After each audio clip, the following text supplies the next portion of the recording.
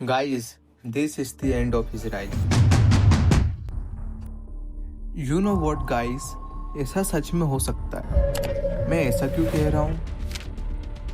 ऐसा इसलिए Doha Qatar में इजराइल के स्ट्राइक के बाद सभी मुस्लिम कंट्रीज़ में यूएसए की सिक्योरिटी गारंटी पे सवाल उठने लगे हैं एंड अब मुस्लिम कंट्रीज अपना खुद का नेटो स्टाइल अलायंस क्रिएट करना चाहती है। ग्राउंड रियलिटी ये है कि पाकिस्तान और सऊदी अरेबिया ने अभी म्यूचुअल डिफेंस पैक्ट साइन किया है जिसमें दोनों एक दूसरे को प्रोटेक्ट करेंगे।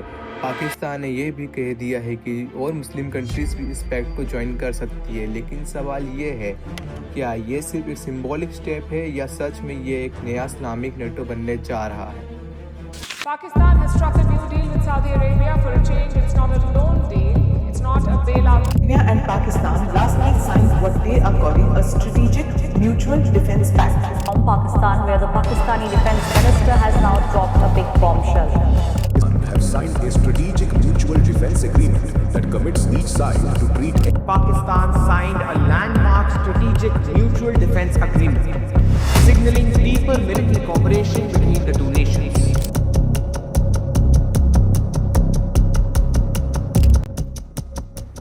9 सितंबर को इजराइल अटैक लॉन्च करता है हमास के लीडर के ऊपर कतर में। उस अटैक से 5 मेंबर डेड हो जाते हैं, लेकिन नेगोशिएशन डेलीगेशन का एसिसिनेट नहीं हो पाता है। कतर और हमास दोनों का कहना है इस एक्शन से कतर सिक्योरिटी ऑफिशियल की डेथ हो चुकी है। दो इजरायली सोर्सेस के अकॉर्डिंग इस अटैक की प्लानिंग महीनों से हो रही थी, लेकिन हाल ही में इसे तेज किया गया। इस अटैक में रेजिडेंशियल बिल्डिंग और सेवरल मेंबर्स के हाउसेस पे अटैक किया। कतर के फॉरेन मिनिस्ट्री स्पोक्स पर्सन का कहना है ये अटैक एक क्रिमिनल असॉल्ट है और ये एक्शन इंटरनेशनल नियमों का उल्लंघन करता है।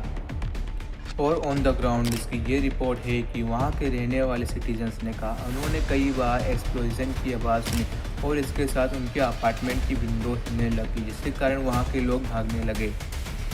ऑल्दो कतर एक मेजर रोल प्ले करता था हमास और इजराइल की पीस के बारे में।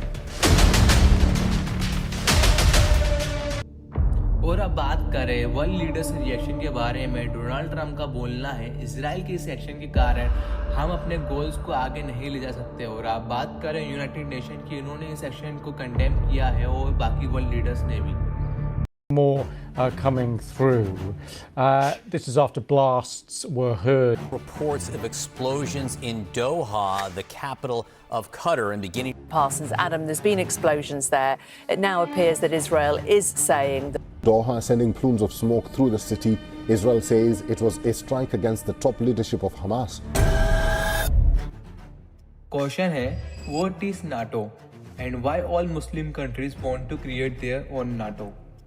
NATO north Atlantic treaty organization ये एक ऐसी ट्रीटी है जो 1949 में फॉर्म हुई थी।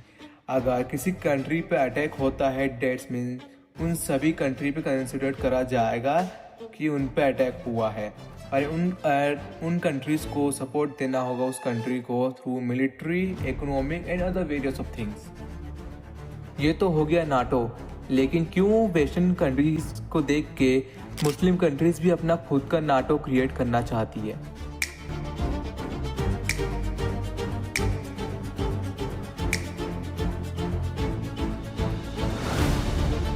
मैंने आपको पहले ही बताया था इजराइल ने कतर के ऊपर स्ट्राइक करी एंड कई अरब कंट्रीज मानती है इजराइल ने रेड लाइन क्रॉस कर दी है and even fact that Qatar US को टॉप अलाई है। इसी को देख के बाकी अरब कंट्रीज भी एंशियस हो रही है। एंड अब ग्राउंड रियलिटी ये है पाकिस्तान और सऊदी अरेबिया ने डिफेंस डील साइन कर ली है जिसमें वो एक दूसरे को प्रोटेक्ट करेंगे।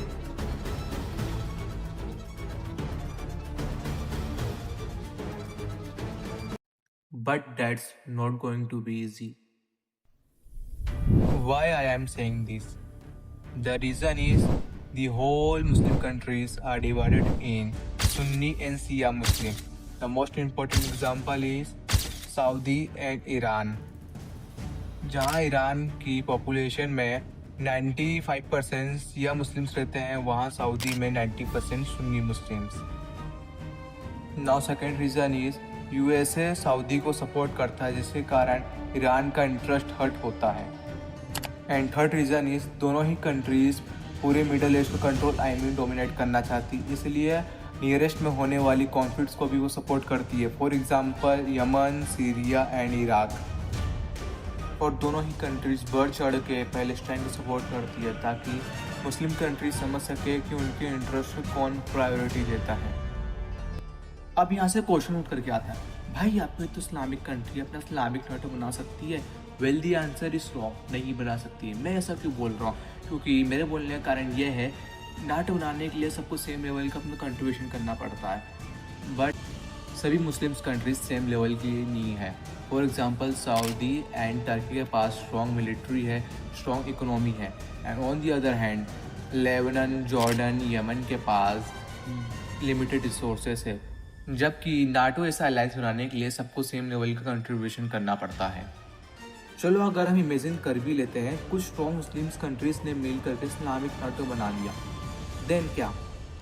पीछे हमारे यूएसए चचा जी बैठे हैं ना, इसका क्या मतलब है?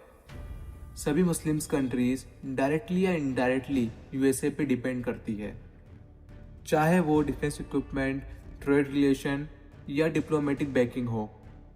सारे मुस्लिम कंट्री यूएसए पे डिपेंड करते हैं।